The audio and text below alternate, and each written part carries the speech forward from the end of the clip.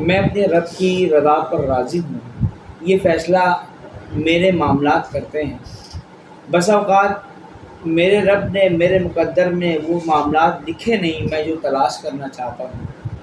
جب کائنات کو تخلیق کیا، ہر انسان کو اس کے اعتبار سے اس کا رزق پہلے لکھ دیا۔ دعا تقدیر کو بدلتی ہے، محنت سے تقدیر بدل جاتی ہے، لیکن ملتا وہی ہے جو میرا رب چاہتا ہے۔ میں اور میری مراد حالیہ دنوں میں جو کشتی کا حادثہ پیش آیا، وہ لوگ جو اپنے روزگار کی تلاش میں نکلے اور موت کے منہ میں چلے گئے، وہ جب پہلا قدم اٹھا رہے تھے وہاں ان کو روشنی نظر آ رہی تھی۔ انہیں ایسے لگا کہ چند لمحوں کے بعد ان کی زندگی تبدیل ہو جائے گی اور جو تکلیف ان کی زندگی میں ہے وہ ختم ہو جائے گی، اور وہ اپنی زندگی کی خوشیوں کو تلاش کرنے کے لیے گھر سے نکلے، اور پر امید تھے گھر والے سارے کہ یہ بچہ جو گھر کا فرد آج جا رہا ہے یہ واپس لوٹے گا اور گھر کو خوشیوں سے بھر دے گا۔ لیکن اٹھتا ہوا قدم مجھے اور آپ کو نہیں پتہ کہ یہ ہمیں کہاں لے کر جا رہا ہے، اور بالخصوص اس وقت جب میں اپنی زندگی کے تمام معاملات کسی کے سپرد کر دوں۔ یہ جو جانا ہے، یہ ویسے ہی یہ سفر اگر تھوڑی سے لمحے کے لیے سوچا جائے کہ میں چھپ کر کسی کے گھر جاؤں، کسی کے گھر گیا پڑوس میں چھپ کر، تو میرا دل کیا گواہی دے گا، ڈر کیسا محسوس ہوگا کہ وہ لوگ مجھے دیکھ نہ لیں۔ میں کسی غرض اور مقصد کے لیے نہیں جا رہا، ویسے چلا گیا، اور اگر کسی ملک جا رہا ہوں اور بغیر اس طریقے سے جاتا ہوں جو اللیگل ہے، جو میں پیسے دے کر ایسا راستہ تلاش کرتا ہوں جہاں صحیح معنوں میں اگر میں جانا چاہتا ہوں تو وہاں آپ قیمت ادا کر کر بھی جا سکتے ہیں، اور ہم یہ سمجھ بیٹھے کہ شارٹ کٹ راستہ آسانی اور خوشیاں دے گا، یہ شارٹ کٹ راستہ ہمیشہ مشکلات پیدا کرتا ہے۔ ہمیں یہ فیصلہ کرنا پڑے گا، جو لوگ اس سفر پہ نکلے، میں دعا گو ہوں اللہ تبارک و تعالیٰ وہ مواعظ ہوں، متبع سنت ہوں، ان کی مغفرت فرمائے، اور بالخصوص ان کے والدین کو صبر جمیل عطا فرمائے۔ یہ وہ لمحات ہیں جو ان کے ساتھ کندھا ملا کر کھڑا ہونے کا وقت ہے، وہ بڑی مشکل میں ہیں۔ زندگی کی خوشیاں تلاش کرنے نکلنے والا بیٹا، اس کا لاشا بھی گھر آنے کے لیے مشکل پیدا کر رہا ہے۔ اب وہ لوگ لاش دینے کے بھی پیسے مانگ رہے ہیں، یہ بات بڑی دل کو ستاتی ہے۔ پھر کچھ ایسے نوجوان بھی ہیں جن کی لاشیں اب تک نہیں مل رہی۔ وہ معاملات کتنے کٹھن ہیں۔ میں اور آپ اپنے معاملات کو دیکھیں، ہمارا عزیز جب دنیا سے چلا جاتا ہے اس کی لاش اور جنازہ ہم پڑھ لیتے ہیں، دل کو وقت گزرنے کے بعد تسکین ہو جاتی ہے۔ وہ لوگ جن کا انتقال کا علم ہو جائے، لاش بھی نہ ملے، اس ماں کا کیا حال ہوگا؟ اس ماں کی ممتا بلکتی ہوگی جب وہ سوتی ہوگی، اچانک ہڑ بڑا کر اٹھ جاتی ہوگی۔ باپ کی آنکھوں میں خواب ہوں گے، بیٹا واپس لوٹے گا، گھر کی پریشانیاں ختم ہو جائیں گی۔ آج فیصلہ کرنا ہوگا۔ میں یہ نہیں کہتا کہ ہمیں باہر نہیں جانا چاہیے، میرا سوال یہ ہے کیا اس طرح جانا جائز ہے؟ غلط طریقے سے غلط راستہ اختیار کر کر اپنے آپ کو بھی موت کے حوالے کر دینا، اپنے بعد والوں کی زندگی بھی اجیرن کر دینا۔ وہ بوڑھا باپ جو لاٹھی کے سہارے چلتا ہے، میرے اپنے بیٹے کی خبر سن کر ہارٹ کا پیشنٹ بن گیا، اس کا فالج ہو گیا، وہ معذوری میں آ گیا، اور اسی حال میں وہ اپنے رب کے پاس چلا گیا۔ وہ جو خواب اس کی آنکھوں میں تھے وہ موت کے قبر کی آغوش میں چلے گئے، اور وہ ماں کی ممتا اس غم کو برداشت نہ کر سکی، وہ بھی ایک زندہ لاش بن گئی، اپنی پلکیں بچھا کر اپنے بیٹے کا انتظار کر رہی ہے۔ دروازے کی دہلیز پر اپنے بیٹے کا منتظر وہ بیٹھی ہوئی انتظار کرتی ہے کہ میرا بیٹا لوٹ جائے گا، وہ جس کا پتہ نہ چلے وہ کہاں چلا گیا۔ تو یاد رکھیے تقدیر کے فیصلے غالب آتے ہیں، تقدیر اور مقدر سے زیادہ نہیں ملتا۔ آج میرا مسئلہ یہ بن گیا، میں اپنے مقدر پر راضی نہیں، میرا رب جو مجھے دے رہا ہے میں اس پہ خوش نہیں، میں زیادہ کے چکر میں اپنے آپ کو مشکل پیدا کر رہا ہوں۔ مثال کے طور پر اگر اللہ تبارک و تعالیٰ ہمیں دنیا ساری کی ساری دے دے پھر کیا ہوگا؟ پھر اس کے بعد ایک وقت مقرر جو مجھے دیا ہے وہ میں لٹا کر پورا کر کر گزار کر میں یہاں سے چلا جاؤں گا، یہ معلوم متا یہاں رہ جائے گا، استعمال وہی ہوگا جو میرے مقدر میں ہے۔ تخلیق اور پیدائش کے وقت میرے رب نے لکھ دیا کہ کتنا کھانا ہے، کتنا پہننا ہے، کتنا اوڑھنا ہے، پھر میں کس کے پیچھے بھاگ رہا ہوں؟ اصل بات یاد رکھیے، میرے رب نے قرآن میں فرمایا اس زمین کی پشت پر جتنے بھی جاندار ہیں سب کا رزق میں دوں گا۔ تو مجھے یہ بات کیوں یقین نہیں آ رہی کہ میرا رب مجھے رزق دے گا؟ وہ کہاں سے دے گا؟ اللہ نے فرمایا کہ بندے تو فقط تیرے دل میں میرا ڈر آ جائے، من حیث لا یحتسب، میں وہاں سے دوں گا جہاں سے تو گمان بھی نہیں کرتا۔ مجھے لگا کہ میری زندگی کے جو معاملات ہیں میں اپنی قسمت خود لکھنا چاہتا ہوں۔ میں یہ چاہتا ہوں خوشی میں خرید لوں، میں یہ چاہتا ہوں مشکل میرے قریب بھی نہ آئے۔ مجھے یہ یاد رکھنا ہے دنیا میری مرضی سے نہیں ہوگی۔ دنیا میں جتنے بھی معاملات آئیں گے وہ مجھے پریشان بھی کریں گے، دکھ بھی دیں گے، تکلیف بھی دیں گے، میرا امتحان بھی لیں گے، میری آزمائش بھی ہوگی، کیونکہ یہ دنیا میں اس پر مسافر ہوں۔ جو مسافر ہوتا ہے وہ دنیا کی چیزوں سے دل نہیں لگاتا، وہ دنیا کی رونقوں میں مگن نہیں ہوتا۔ اور ہمارے معاشرے میں اس سے بڑھ کر ایک بیماری یہ آئی، حسد کی بیماری، کہ اگر ایک شخص کے پاس کوئی ایک چیز میں دیکھتا ہوں تو مجھے حسد ہوتا ہے کہ میں مقابلے میں آ جاتا ہوں، اس کا چھن جانے کا اور اپنے بڑھانے کے چکر میں لگ جاتا ہوں۔ ہونا یہ چاہیے اسے اللہ نے دیا ہے، مجھے بھی اللہ دے گا۔ اپنے آپ کو محنت کریں۔ آپ کیا سمجھتے ہیں اس ملک میں اللہ کی نعمتیں نہیں ہیں؟ میں یہ سمجھتا ہوں اللہ تبارک و تعالیٰ کی جتنی نعمتیں ہمارے وطن عزیز میں ہیں دنیا میں نہیں ہیں۔ یقین جانیے بڑا مسئلہ کیا ہے، ایک شخص تعلیم حاصل کر رہا ہے، وہ میٹرک کرتا ہے، انٹر کرتا ہے، ایم اے کرتا ہے، اس کی تربیت میں یہ بات شامل کر دی گئی آپ نے بڑا آدمی بننا ہے۔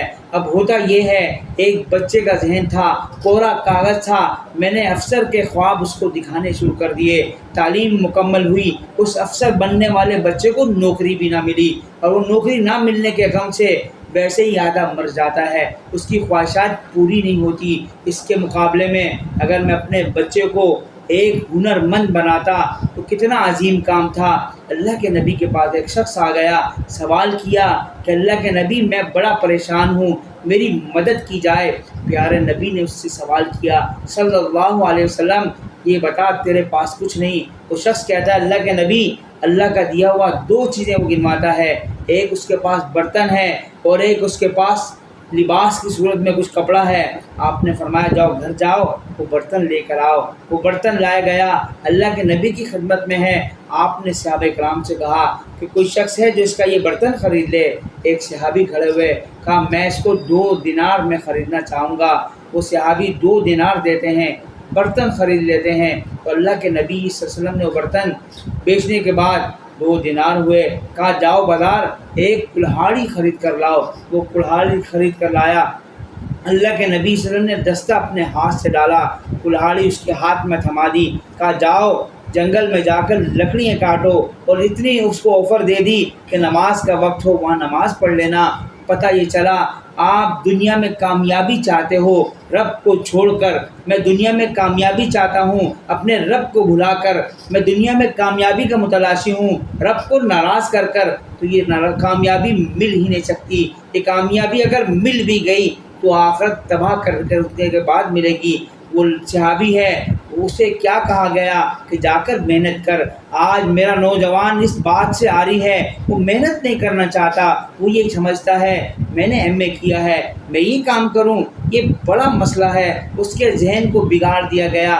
ہونا تو یہ چاہیے تھا اسے اسی وقت استاد مربی ہے، کتنے بھی ٹیچر گورنمنٹ اسکولوں میں ہوں، کالج میں ہوں، پرائیویٹ کالج اسکولوں کے ہوں، ان کی آنکھ ایسی ہونی چاہیے وہ اپنے اسٹوڈنٹ کے مستقبل کے بارے میں ان کا حال دیکھ کر مستقبل کا فیصلہ کر دیں۔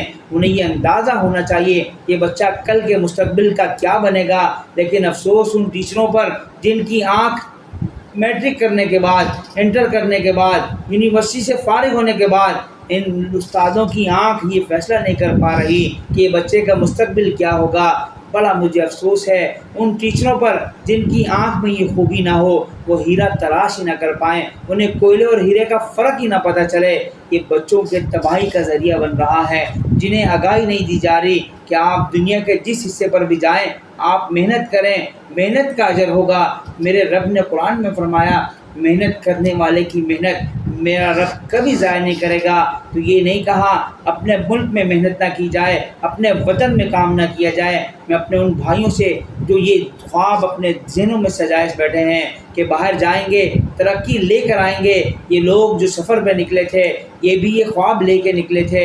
یقین جانیے کہ جب وہاں کے حالات میں نے سنے اور پڑھے، جو لوگ غیر طریقے سے جاتے ہیں ان کے حال اتنے مشکل ہو جاتے ہیں، قدم قدم پر موت کے سائے ان کے سروں پر منڈلا رہے ہوتے ہیں، اور جب موت قریب ہوتی ہے اپنے سگے بھی انہیں چھوڑ کر چلے جاتے ہیں، بے یار و مددگار۔ ایک چھوٹی سی مثال دیتا ہوں، وہ لوگ جو سفر پر جاتے ہیں، اگر وہ کہیں مصروف ہو، ایجنٹ وہ لوگ جو آپ کو لے کے جانے والے ہیں، ایسے شخص کو وہ باندھ دیتے ہیں، ایسا نہ ہو کہ یہ شخص بھاگ جائے۔ کتنا ڈر ہے کہ اس کے بھاگنے کے ڈر کی وجہ سے وہ ان کو جانوروں کی طرح رسیوں سے باندھ کر پھر آگے جاتے ہیں۔ سوچنے کی بات ہے پیارے بھائیوں اور نوجوانوں، میرے رب نے جو تمہارے مقدر میں لکھا ہے وہ لازمی ملے گا۔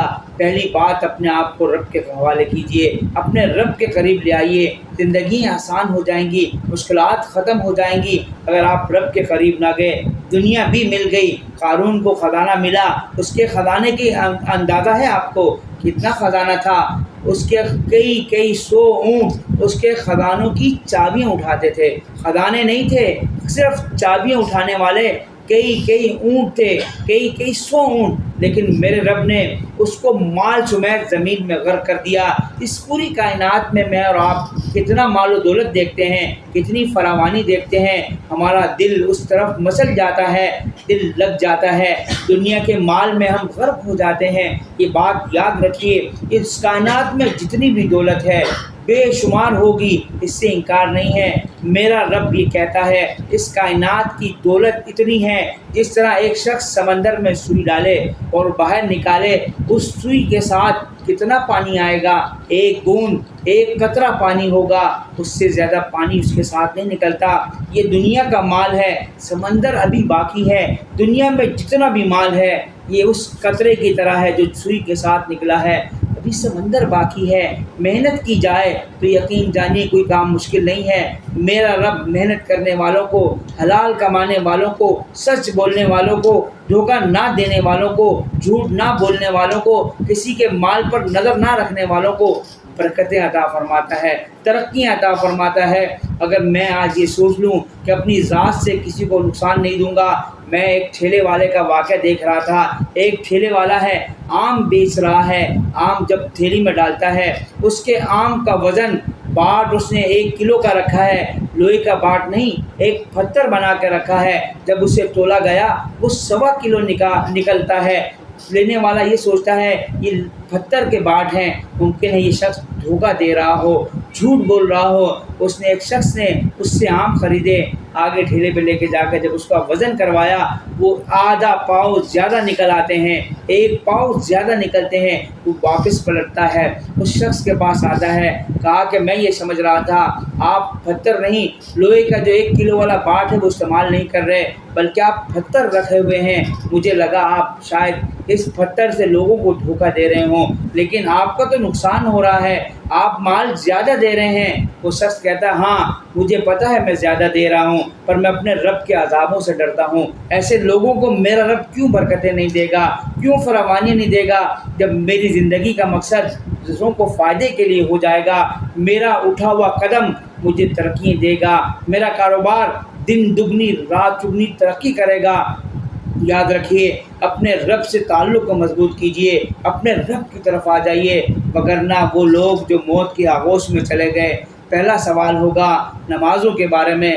میرے بھائیوں بڑا مشکل ہے، اللہ تعالیٰ ان کے لیے بھی آسانی فرمائے جو لوگ چلے گئے ہیں، لیکن جانے والے بعد میں جو لوگ یہ رکھتے ہیں اپنے ذہن میں کہ اس انداز سے ہم جائیں گے، ان کے لیے بڑا سوال ہے۔ اللہ کے لیے قدم نہ اٹھائیے گا، تمہارا ماں باپ جیتے جی مر جائے گا، تمہارے اپنے بیوی بچے لاوارث ہو جائیں گے۔